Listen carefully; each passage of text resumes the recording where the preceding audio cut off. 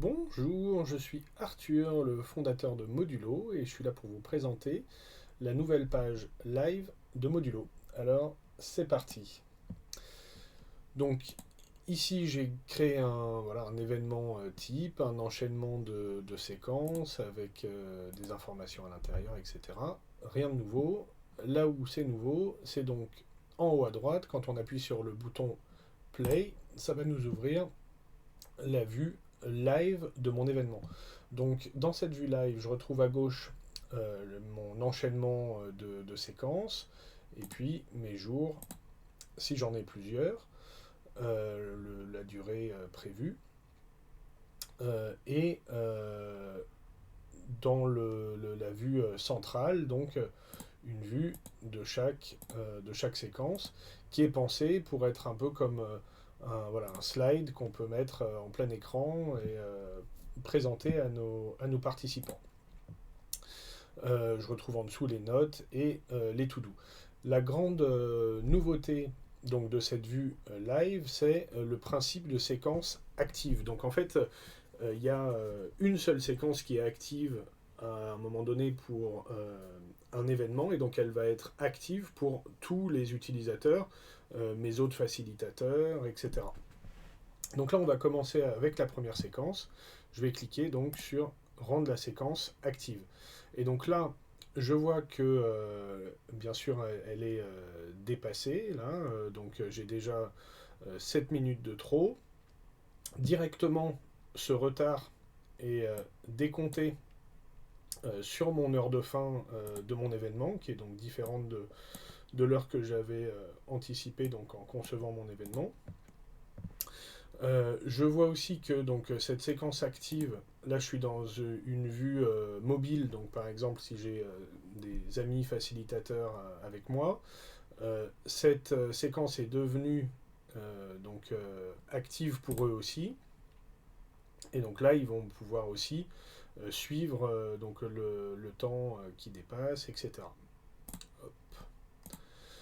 Ce qui est important de comprendre, c'est que en fait, quand là je vais appuyer sur le bouton de passer à à la séquence suivante, en fait, ça va me décompter le temps et le répercuter sur les séquences suivantes. Donc ça veut dire que si je suis en retard, ça va ajouter ce temps à cette séquence et donc décaler les séquences suivantes. Si je suis en avance, de la même manière, bah, ça va faire en fait remonter les séquences suivantes. Donc là, j'ai 8 minutes donc de retard.